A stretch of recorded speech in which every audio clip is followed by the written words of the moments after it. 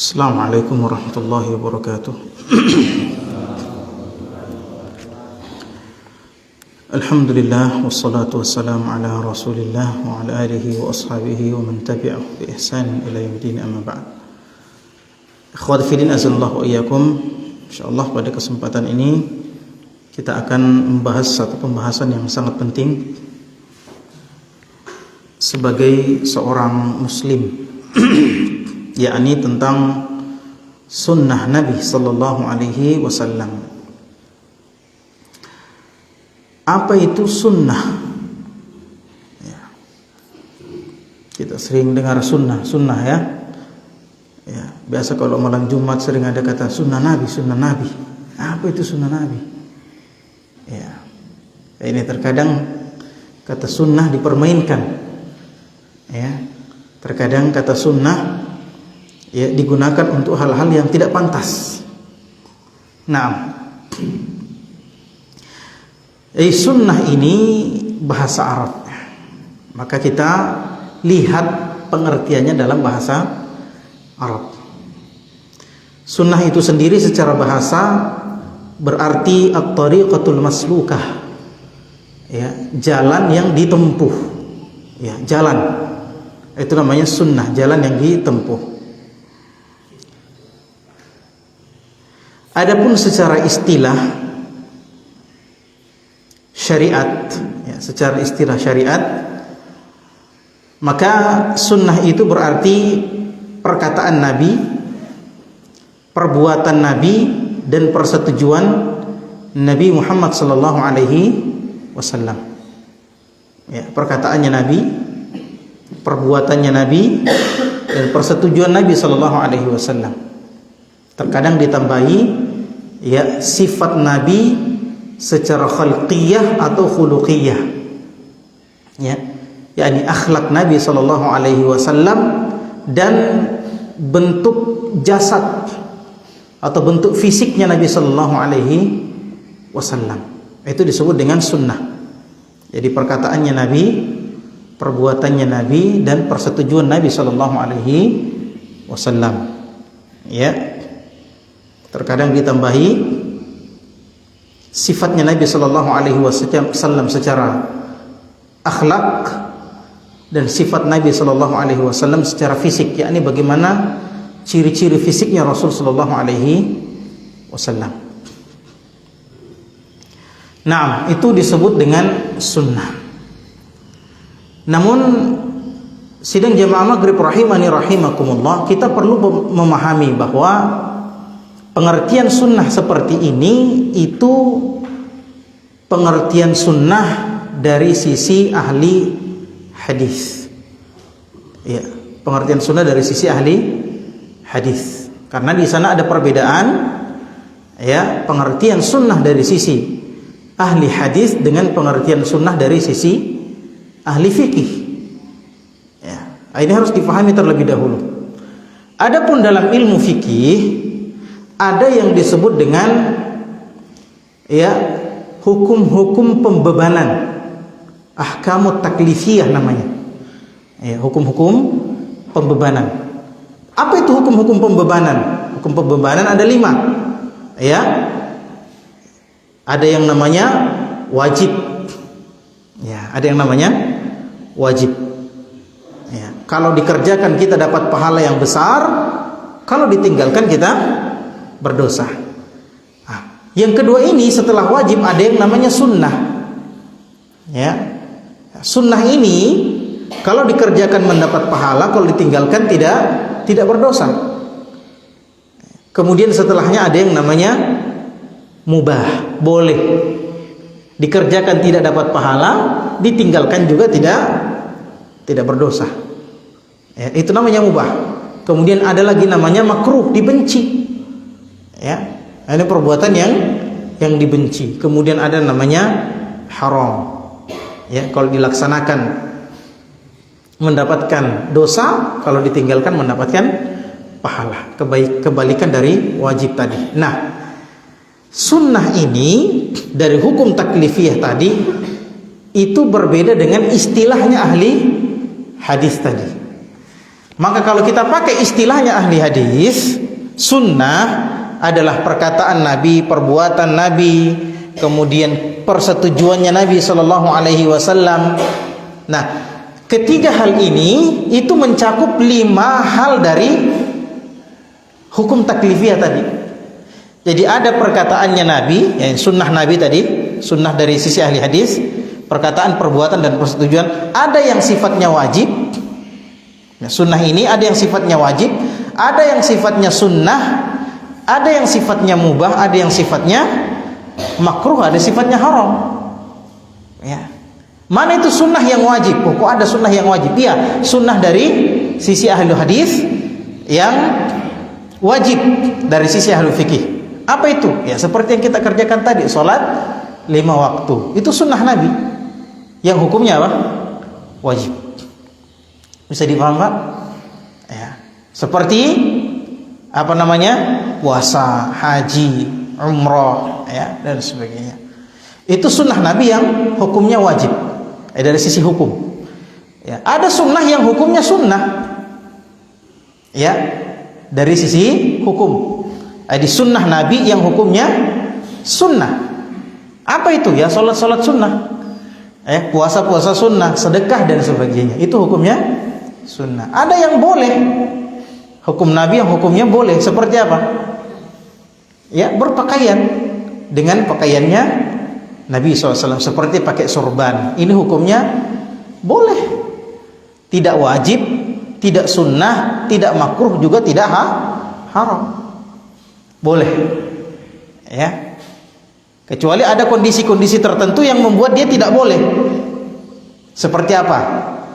Ya, jadi mubah ini bisa berubah hukumnya, tapi hukum asalnya seperti itu. Ya, ada hal-hal yang bisa membuatnya menjadi ya wajib, ada hal-hal yang bisa membuat dia jadi sunnah, ada hal-hal yang bisa membuat dia jadi makruh, ada hal-hal yang bisa membuat jadi apa? Jadi haram. Contohnya apa? Contohnya tadi pakai surban. Ya, hukum asalnya boleh. Tetapi kalau dia menggunakan surban supaya menampakkan dirinya lebih baik daripada yang lain, bisa dipaham?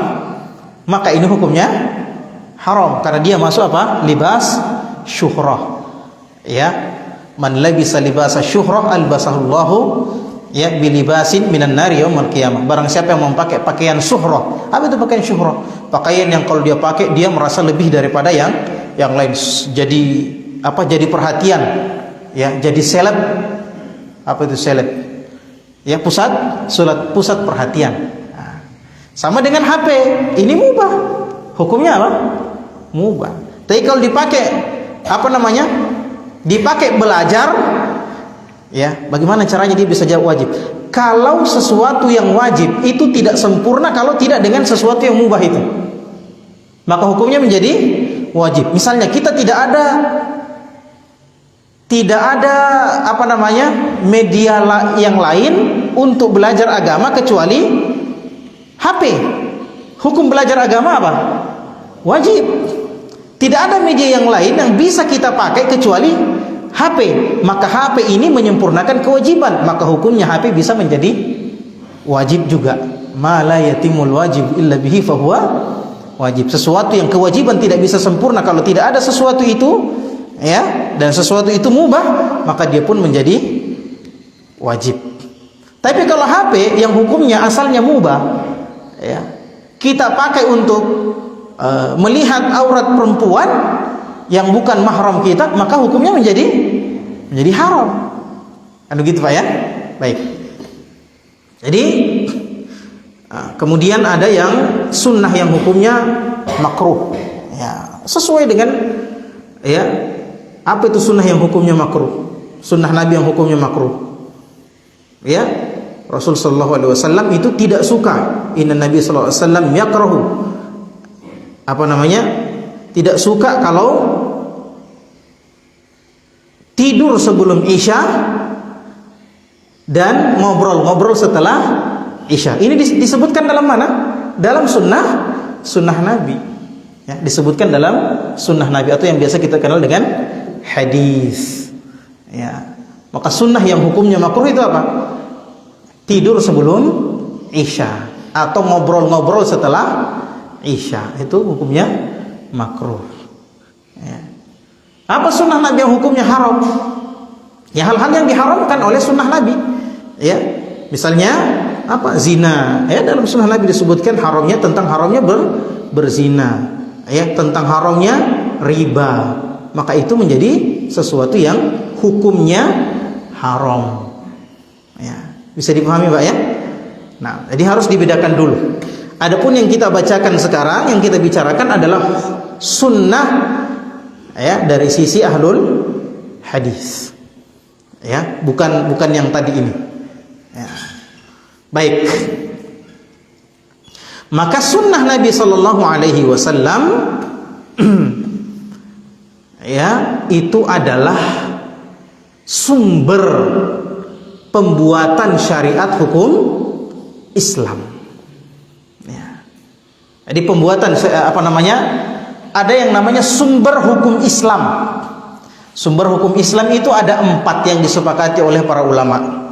Ya, ada hal-hal yang lain, ya, tapi tidak disepakati. Ya, seperti misalnya madhabnya Imam Abu Hanifah ada yang namanya istihsan, menganggap baik. Kalau ada sesuatu yang dianggap baik, maka itu bisa menjadi syariat. Ya, ini dibantah oleh Imam Syafi'i, man istahsana faqad syara'a. Barang siapa yang menganggap sesuatu itu baik padahal tidak dianggap baik oleh Allah dan Rasulnya, maka dia telah membuat syariat baru. Kan gitu. Ini masdarnya madhab Hanafi. Ya, ada juga masdar hukumnya madhab Maliki, Imam Malik. Ya, seperti apa? Amalu ahlil Madinah. Kalau itu dilakukan oleh orang-orang Madinah, maka itu dianggap satu syariat. Nah, tapi ini tidak disepakati. Yang disepakati oleh para ulama ada 4 saja. 2 sumber hukum asli, yang 2 yang lainnya adalah sumber hukum yang mengungkap hukum yang ada pada 2 sumber hukum asli dan belum ketahuan. Ya, kita jelaskan. Sumber yang pertama adalah Al-Quran. Sumber hukum Islam yang pertama adalah Al-Quran, dan ini sumber asli.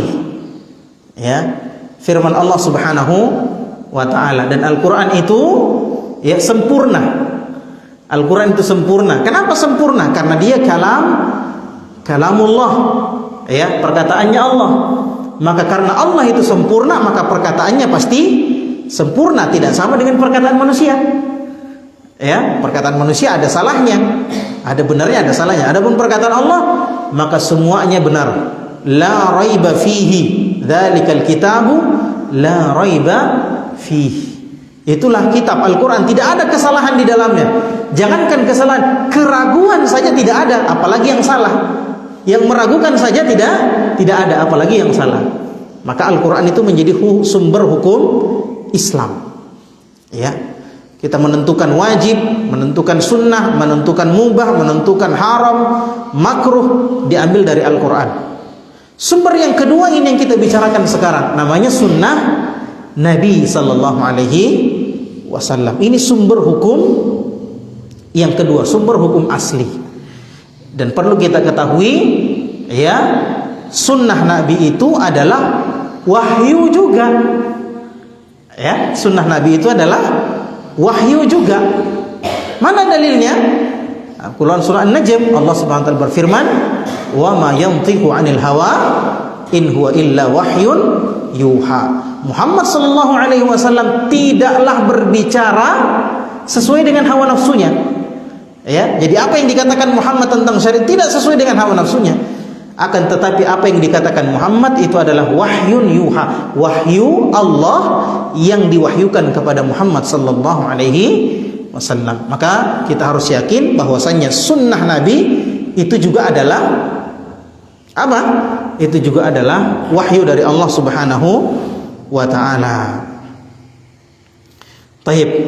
Kemudian Nabi sallallahu alaihi wasallam bersabda, "Ala inni utitul kitaba wa mithlahu ma'ahu." Ketahuilah, saya diberikan oleh Allah Alkitab, yakni Al-Quran, wa mithlahu ma'ahu, dan yang seperti dengan Al-Quran. Apa itu?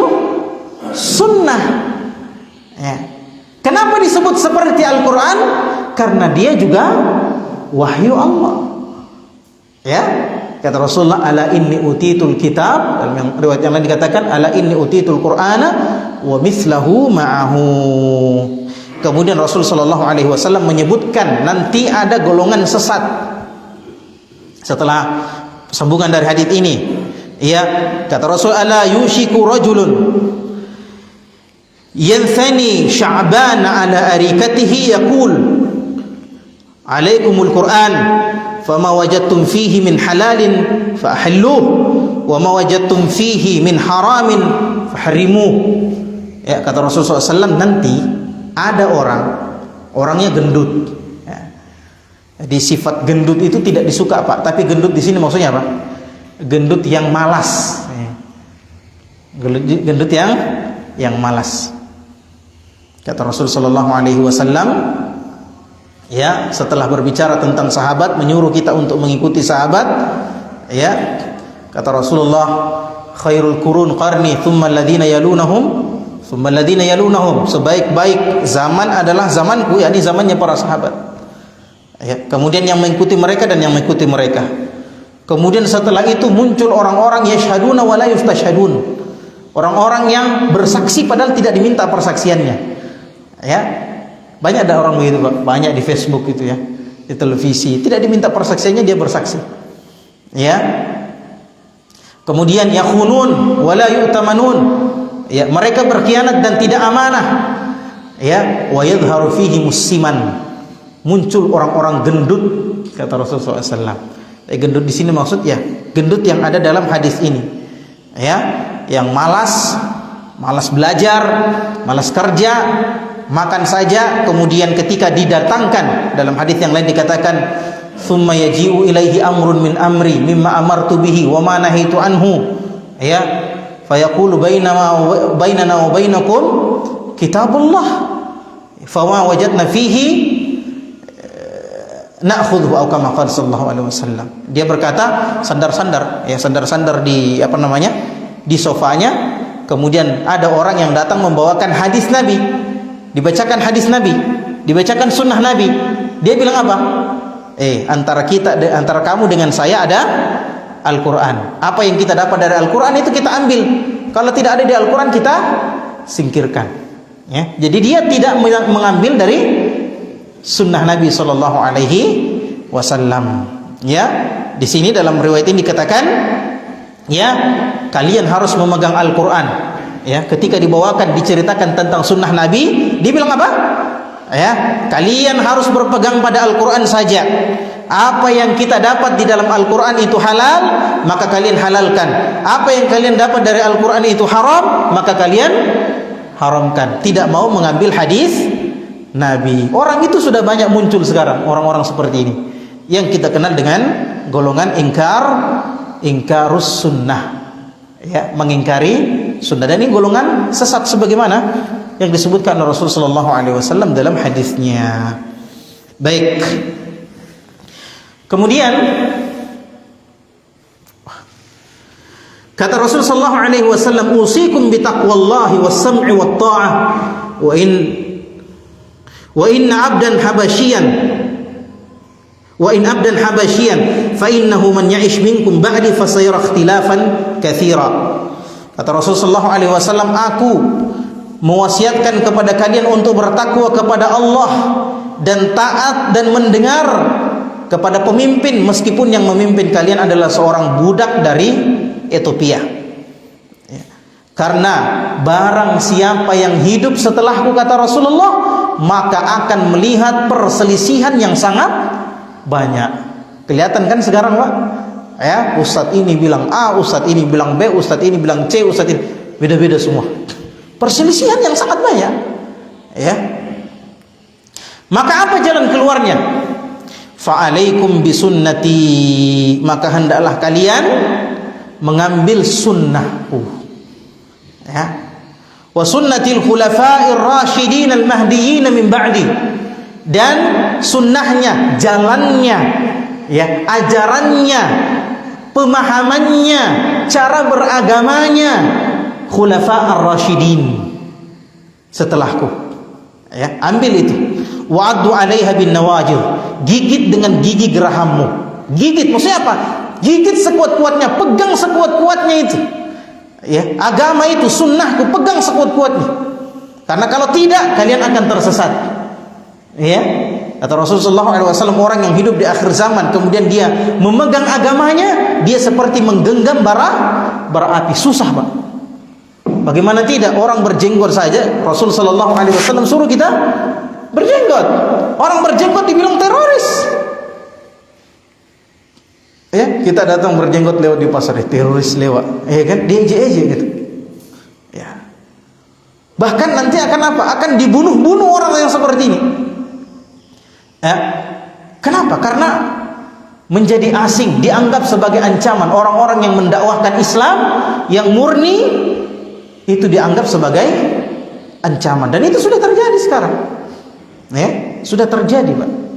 Orang-orang yang suka pengajian-pengajian begini itu diintai, dilihat-lihat pengajiannya.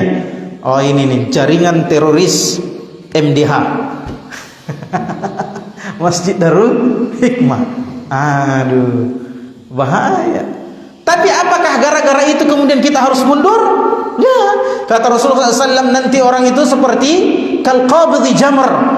Ya, seperti orang yang menggenggam bara api. Ya. Bagaimana rasanya menggenggam bara api? Panas, sakit, tapi kalau dia dilepaskan bara itu, celaka dia. Susah, Pak. Ya, susah memang. Ya. Nah, ya seperti itu nanti keadaan di akhir zaman, tapi sudah mulai kita rasakan. Ya, alhamdulillah kita sekarang ya masih ringan-ringan, walillahil hamd.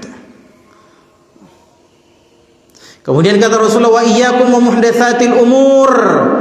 Ya, jauhilah oleh kalian perkara-perkara baru dalam agama yang tidak pernah diajarkan oleh Rasulullah dan para sahabat.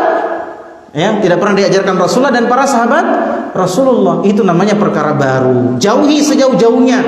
Ini kata Nabi loh. Ya, kemudian kata Nabi, fa inna kulla muhdatsatin bid'ah. Semua perkara baru tersebut adalah bid'ah. Kata siapa? Kata Nabi SAW. Sekarang orang, Pak, kalau dengar hadis ini, itu kayak terbakar telinganya. Padahal ini perkataan Nabi. Ya, perkataan Nabi. Itu kayak terbakar telinganya orang. Ya, bukan terbakar jenggotnya karena tidak punya jenggot. Wa kullu bid'atin dhalalah, kata Rasulullah. Semua bid'ah itu sesat. Itu kata Nabi. Itu Nabi yang bilang, tidak pernah Nabi bilang ada bid'ah yang tidak sesat, ada bid'ah yang tidak sesat. Tidak pernah. Padahal umat butuh penjelasan itu. Kenapa Nabi tidak pernah jelaskan? Apakah Nabi tidak paham bahasa Arab? Orang-orang sekarang bilang apa? Ada kullu yang berarti semuanya, ada kullu yang berarti sebagian. Apakah Nabi tidak tahu bahasa Arab? Kenapa Nabi tidak menjelaskan itu? Oke, setelah itu, apakah para sahabat Nabi tidak tahu bahasa Arab? Kenapa mereka tidak pernah menjelaskan itu? Karena memang tidak ada. Asalnya semua bid'ah sesat. Oh, ini mi Ustadz ini selalu bilang, hadis Nabi yang saya baca ini. Kecuali Anda alergi dengan Nabi Anda yang Anda akui. Ini saudaraku yang dimuliakan oleh Allah Subhanahu wa ta'ala. Ya, jam berapa masuk Isya? Kok sudah dekat sekali waktu Isya? Lewat 11. Tidak bisa ditawar-tawar itu. Sudah murah itu saya kasih kini. Baik, ini pembahasan yang sangat panjang. Taib. Nah, kalau begitu maka setiap orang harus mengikuti sunnah Nabi. Ini sumber hukum yang kedua. Kita belum selesai dari muqaddimah. Ini baru muqaddimah. Sumber hukum yang ketiga namanya apa? Ijma', kesepakatan, konsensus. Kesepakatannya siapa? Ulama. Ulama yang mana? Kesepakatan ulamanya para sahabat Nabi SAW. Kata Imam Syafi'i, kata Imam Ahmad, saya kira setelah meninggalnya para sahabat tidak ada lagi ijma'. Tidak ada lagi kesepakatan. Ijma' yang dimaksud ya setelah meninggalnya para sahabat Nabi. Kenapa? Karena ijma' itu semua ulama harus sepakat. Sementara setelah para sahabatnya Nabi meninggal, para ulama itu tersebar di seluruh dunia. Kita tidak tahu apakah yang di sana sepakat dengan ini atau tidak. Ya. Kalau para ulama sahabat masih bisa, meskipun di akhir-akhir kehidupan mereka sudah susah, karena sudah tersebar ke berbagai negara. Ya. Apa contoh ijma? Apa contoh kesepakatan para sahabat yang menjadi hukum? Ya, contohnya mengumpulkan Al-Quran dalam satu buku, karena pada zaman Nabi Al-Quran itu tidak dikumpulkan dalam satu buku. Nanti di zamannya sahabat Abu Bakar Siddiq radhiyallahu taala anhu kumpulkan menjadi 7 atau 10 buku, 10 bacaan. Ya. Kemudian nanti di zamannya Utsman baru dikumpulkan dalam satu bacaan, mushaf. Itu namanya mushaf Utsman yang sampai sama kita sekarang. Ya. Ini tidak ada di zaman Nabi. Tapi apakah ini boleh? Boleh. Kenapa? Itu yang namanya ijma. Kata Rasul sallallahu alaihi wasallam, umatku tidak akan berkumpul di atas kesesatan. Ya. Kemudian apa? Salat tarawih berjamaah. Ini ijma. Berarti bukan bid'ah. Bisa dipaham Pak ya? Nah, ini ijma. Kemudian yang terakhir namanya apa? Qiyas. Ya, yang namanya apa? Qiyas. Ya. Qiyas itu seperti apa? Ada 2 kasus, ya, ada 2 kasus. Kasus yang pertama ini ada pada zaman Nabi, kasus yang kedua tidak ada pada zaman Nabi. Ya, kasus yang pertama ini sudah kita tahu hukumnya, kasus yang kedua kita tidak tahu hukumnya. Maka untuk mengetahui hukumnya, kita samakan dengan kasus yang mirip dengan itu. Yang mirip dengan itu, yang memiliki 2 hal yang serupa, 2 hal yang serupa, 2 ilat yang serupa. Ya. Contohnya apa? Contohnya rokok. Tidak ada rokok di zaman Nabi. Apa hukumnya rokok? Ya, kita cari yang mirip dengan rokok apa, yang punya sifat yang sama dengan rokok apa. Ya, ada yang namanya khamar. Ya, ada yang namanya khamar. Apa sifatnya rokok yang sama dengan khamar? Yang pertama membuat kecanduan. Yang kedua apa? Merusak. Ya. Khamar itu punya 400 racun. Khamar, minuman keras dan yang lainnya, itu punya kadar racun 400. Kalau saya tidak salah ingat ya, 400. Ya. Dia haram. Kenapa? Karena kerusakannya lebih besar daripada manfaatnya. Ada manfaatnya, ada, tapi kerusakannya lebih besar daripada manfaatnya. Rokok racunnya ada 4.000. Khamar racunnya berapa? 400 kalau saya tidak salah ingat. Khamar rokok racunnya 4.000 macam. Kalau khamar saja haram, maka tentu saja rokok lebih haram. Itu namanya qiyas, contoh ya, contoh kecil. Baik. Nah, kita kembali ke sunnah. Jadi qiyas dengan ijma ini sebenarnya bukan sumber asli. Ya, tapi dia mengungkap hukum yang belum jelas dari Al-Qur'an dan sunnah. Dia perjelas. Ya, dia perjelas hukum itu. Baik. Nah, sunnah Nabi Shallallahu Alaihi Wasallam hukumnya wajib diikuti karena dia sumber hukum Islam, wajib diikuti. Kalau tidak diikuti maka berdosa. Apa akibatnya orang yang tidak mau mengikuti sunnah Rasul Shallallahu Alaihi Wasallam? Akibatnya yang pertama tidak bisa masuk surga. Orang yang tidak mau mengikuti sunnah Nabi tidak bisa masuk surga. Kata Rasul Shallallahu Alaihi Wasallam, "Kullu ummati yadkhuluna jannah illa man aba." Semua umatku akan masuk surga. Semua umat Nabi akan masuk surga kecuali yang tidak mau masuk surga. Siapa yang tidak mau masuk surga? Para sahabat tanya, "Ya Rasul, wa man ya'ba?" Emangnya ada orang yang tidak mau masuk surga? Orang semua kalau ditanya mau masuk surga atau tidak, jawabannya iya. Emangnya ada yang tidak mau masuk surga? Kata Rasulullah, iya. Ya, man ata'ani dakhalal jannah faman wa man asani faqad aba. Barang siapa yang mentaatiku, yakni mentaati sunnah Rasulullah, maka dia masuk surga. Yang tidak mau mentaati Nabi, yang mendurhakai Nabi, tidak mau mengambil sunnah Nabi, maka dia tidak mau masuk surga. Nah, ini bahayanya tidak mengambil sunnah Nabi sallallahu alaihi wasallam. Allah Subhanahu wa taala berfirman, "Wa may yushaqiqir rasul min ba'di ma tabayyana lahu al-huda wa yattabi' ghayra sabilil mu'minin nuwallihi ma tawalla wa nuslihi jahannam wa sa'at masira." Kata Rasulullah, kata Allah Subhanahu wa taala, barang siapa yang menyimpang dari jalannya Rasul, ya, membangkang kepada Rasul, min ba'di ma tabayyana lahul huda, setelah jelas petunjuk bagi dia, wa yattabi' ghayra sabilil mu'minin, dan mengikuti jalan selain jalannya orang beriman. Siapa orang beriman ketika turun ayat ini? Para sahabat Nabi. Para sahabat Nabi. Ya, jadi ini orang, barang siapa yang tidak mengikuti Nabi, tidak mengikuti jalannya para sahabat Nabi, nuwallihi ma tawalla, kita biarkan dia pada kesesatannya. Berarti dia sesat. Berarti dia sesat. Orang yang tidak mengikuti Nabi sallallahu alaihi wasallam, tidak mengikuti agamanya para sahabat Nabi sallallahu alaihi wasallam, maka dia sesat. Allah biarkan dia pada kesesatannya. Nah, jangan ada orang bilang, kenapa itu sesat? Nah, hidupnya enak ji, kaya ji juga. Kata Allah, kami biarkan dia pada kesesatannya. Ya, nuwallihi ma tawalla wa nuslihi jahannam wa sa'at masira. Nanti kalau mati dilempar ke dalam neraka jahanam. Siapa? Orang yang tidak mau mengikuti sunnah Nabi sallallahu alaihi wasallam dan sunnah para sahabat. Bahaya tidak? Bahaya, masuk neraka. Jangan dipandang enteng sunnah itu. Jangan dibilang sunnah ji. Ya. Kemudian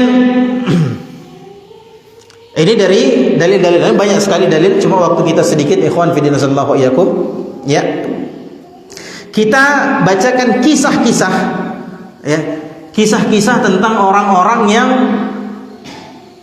menganggap enteng hadis Nabi sallallahu alaihi wasallam. Ya. Disebutkan oleh Sa'id ibn al-Musayyib rahimahullahu taala, dia melihat ada orang sholat setelah sholat subuh. Jadi dalam Islam ada 3 waktu yang dilarang sholat. Ya, ini setelah sholat subuh. Ini waktu yang pertama. Waktu yang kedua adalah ketika matahari berada pas di atas kepala. Itu orang tidak boleh sholat di situ. Nanti tergelincir sedikit baru masuk waktu zuhur. Ya. Itu tidak boleh orang sholat di situ sebelum waktu zuhur, itu pas di atas kepala atau pas di tengah-tengah. Kemudian yang ketiga adalah ya setelah sholat asar. Itu waktu terlarang. Rasulullah SAW melarang kita sholat di situ. Kemudian ada orang setelah sholat subuh dia pergi sholat. Setelah sholat subuh dia pergi sholat, Pak. Dia perbanyak sholatnya di situ. Ditegur sama Sa'id ibn Musayyib. Ya, dia bilang apa? Ya Aba Muhammad, ya, yu'adzibunillah, yu'adzibunillahu 'ala shalah. Ya, kata orang ini ketika ditegur, jangan sholat. Nabi larang kita sholat di waktu ini. Kemudian dia bilang apa? Wahai Abu Muhammad, apakah Allah akan menyiksa saya gara-gara saya sholat? Perhatikan, Pak. Apakah Allah akan menyiksa saya gara-gara saya sholat? Iya enggak, Pak? Kalau ada orang bikin, misalnya membaca Quran, dirutinkan baca Quran di kuburan, iya kan? Kemudian kita bilang, jangan baca Quran di situ, ya, tidak sesuai dengan sunnah Nabi Sallallahu Alaihi Wasallam, ya kan? Jangan sholat di kuburan. La tusallu ilal kubur atau alal kubur. Kata Nabi, janganlah sholat menghadap kuburan. Ya, ini sholat di atas tanah kuburan, jangan. Kemudian dia pergi sholat di situ, di atas kuburan atau menghadap kuburan. Kemudian kita larang. Dia bilang apa? Apakah Allah menghukum saya gara-gara saya sholat? Gara-gara saya cinta Nabi? Apa Allah akan menghukum saya gara-gara saya dengar ceramah? Kita bilang apa? Ingat perkataannya Sa'id ibn Musayyib. Apa kata beliau? La walakin yu'adzibuka ala khilafis sunnah. Tidak, Allah tidak menghukummu gara-gara sholatmu, enggak. Tapi Allah menghukummu karena kamu menyelisihi sunnah. Bisa dipahami? Ingat itu, ini bantahan untuk semua Karena orang yang melakukan perbuatan bid'ah, saya cinta Nabi, saya cinta Allah, maka saya melakukan ini. Ya, kita katakan apa?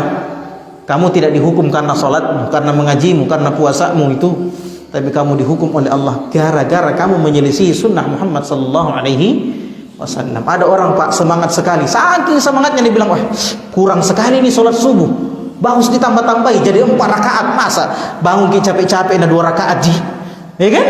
Sholatlah dia 4 rakaat. Ditegur, kenapa kau sholat subuh 4 rakaat? Salam imam dia berdiri lagi. Tidak apa-apa ji, semangat kak. Apakah Allah akan menghukum saya gara-gara saya sholat? Saya sholat ini karena cinta kepada Allah, saking tundukku sama Allah, ya, saking tunduknya saya sama Allah, maka saya tambah sholat saya. Masa Allah hukum saya gara-gara itu? Kita bilang apa?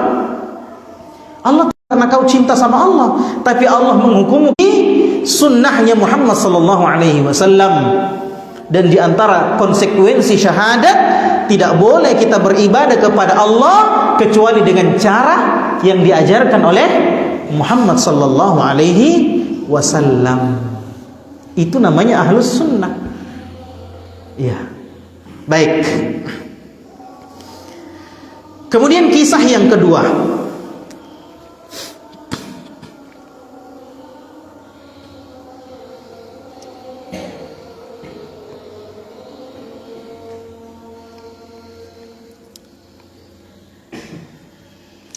Afwan, kita bacakan dulu 2 ayat ini.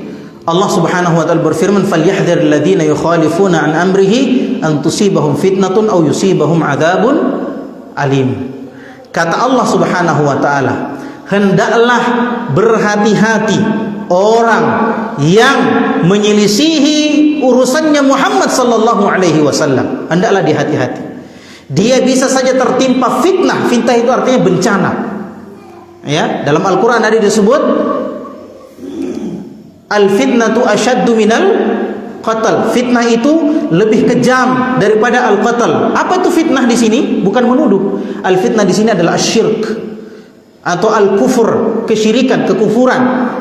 Maka barang siapa yang ini hati-hati menyelisihi sunnahnya Nabi Muhammad sallallahu alaihi wasallam, dia dikhawatirkan bisa jatuh ke dalam kekufuran. Dikhawatirkan bisa jatuh ke dalam kemunafikan, dikhawatirkan dia bisa jatuh ke dalam apa? Di dalam kesyirikan. Au yusibahum adzabun alim, atau dia akan ditimpa oleh Allah, ditimpakan oleh Allah dengan siksaan yang sangat berat. Hati-hati. Ya, ada beberapa waktu yang lalu seorang raja dangdut. Aduh, kenapa dibilang ya? Namanya Roma Irama, tak kalami. Ya, dia bilang, masa kain menutupi mata kaki orang bisa masuk neraka? Pakai akal dong sayang. Insya Allah tidak masuk akal katanya. Panggil sayang lagi, padahal saya tidak sayang sama dia. Iya kan? Tidak masuk akal katanya. Tertutup mata kaki dengan kain bisa masuk neraka. Masuk akal tidak, Pak? Tertutupnya mata kaki bisa masuk neraka. Masuk akal tidak? Jawabannya yang tadi. Masuk akal. Kenapa?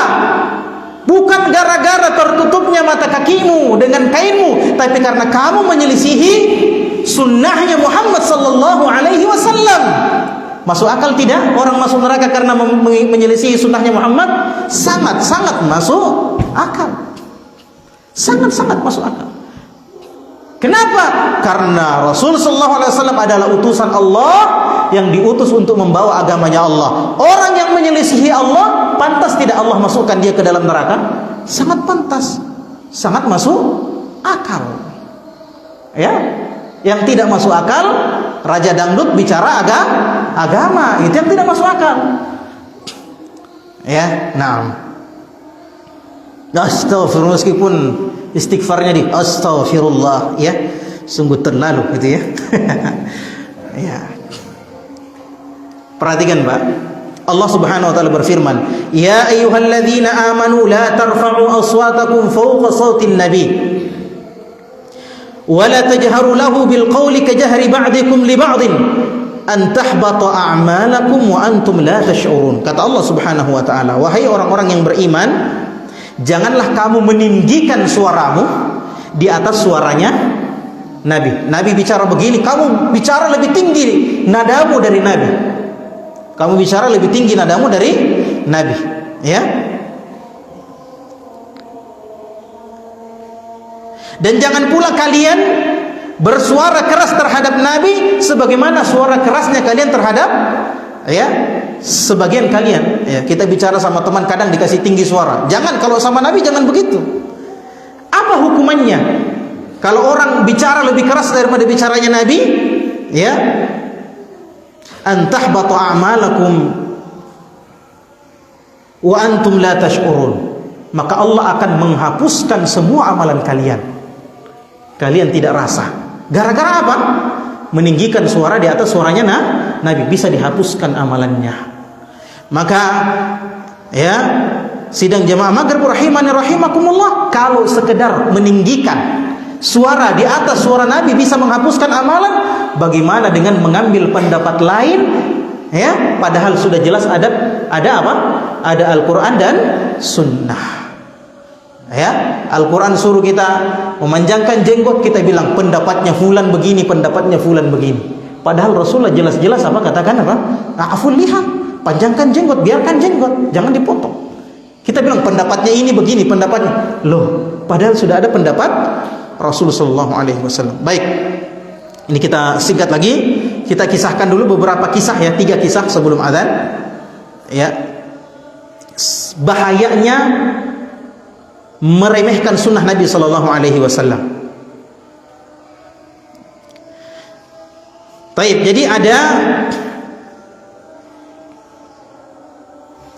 Sa'id ibnul Musayyib, ya, dia sudah di dalam masjid, sudah azan orang. Kemudian ada temannya yang mau pergi haji atau umrah, tapi temannya itu mau dulu menyampaikan salam perpisahan. Dia masuk masjid karena Sa'id sudah dalam masjid.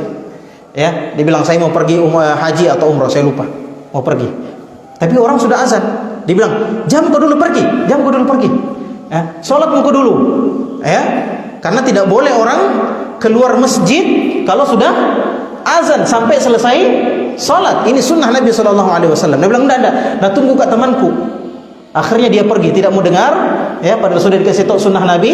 Dia pergi. Sa'id bin Musayyib terus berpikir tentang orang itu sampai datang kabar kalau dia jatuh dari kudanya dan kakinya patah.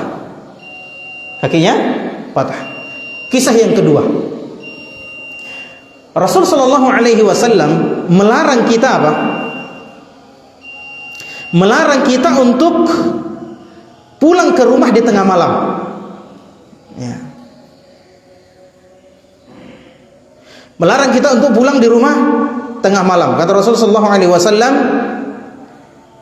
janganlah kalian mengetuk pintu istri kalian pada malam hari. Ya, janganlah kalian mengetuk pintu istri kalian pada malam hari. Maka ada orang yang mendengarkan itu. Ada 2 orang. Dia bilang, saya akan pulang pada malam hari mengetuk pintu istri saya. Ya, dia dari safar. Ini sunnahnya kalau kita pulang safar, jangan pulang pada malam hari kecuali sudah dikasih tahu sama istri. Ya, telepon, "Mak, mau kak pulang?" Ya. Dia bilang, salah telepon ke kapan? Saya istri pertama tak. Gilirannya istri kedua sekarang. Ya. Jadi orang ini bilang, "Saya akan pulang pada malam hari." Akhirnya mereka pulang pada malam hari. 2 orang ini ternyata keduanya mendapati istrinya sedang berzina. Ini hukuman Allah untuk orang ini. Oke, kisah yang ketiga. Ya, Rasul sallallahu alaihi wasallam bersabda, "Idza staiqadha ahadukum falyagmisu yadahu hatta yaghsilaha thalathan."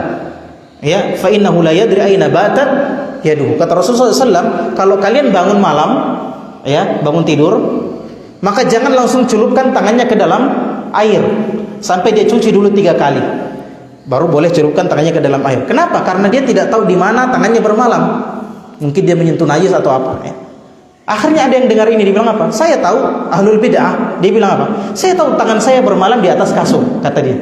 Meremehkan hadis Nabi sallallahu alaihi wasallam. Akhirnya ketika dia tidur, dia bangun pagi hari, mulai dari sini sampai lengannya sudah masuk di dalam lubang pantatnya semuanya. Ya, ini hukuman dari Allah terhadap orang yang meremehkan sunnah Nabi Shallallahu Alaihi Wasallam. Maka kita doakan si Raja Dangdut ini, karena dia mengolok-olok sunnah Nabi sambil ketawa. Ya, ini hukumnya lebih berat. Ya, abillahi wa ayatihi wa rasulihi kuntum tastahzi'un la ta'tadiru qad kafartum ba'da imanikum. Apakah kalian mengejek-ejek Allah, dengan nama Allah kalian bercanda, mengolok-olok, ya, dengan ayat-ayat Allah kalian bercanda-canda, dengan Nabi kalian bercanda-canda, ya, mencandai hadis-hadis Nabi atau fisiknya Nabi. Kata Allah, la ta'tadiru, enggak usah cari-cari alasan, qad kafartum ba'da imanikum, kalian telah kafir setelah beriman. Ini dikatakan tidak masuk akal. Mata kaki tertutup dengan kain kemudian masuk neraka, baru ketawa, hahaha, naudzubillah. Semoga dia tobat.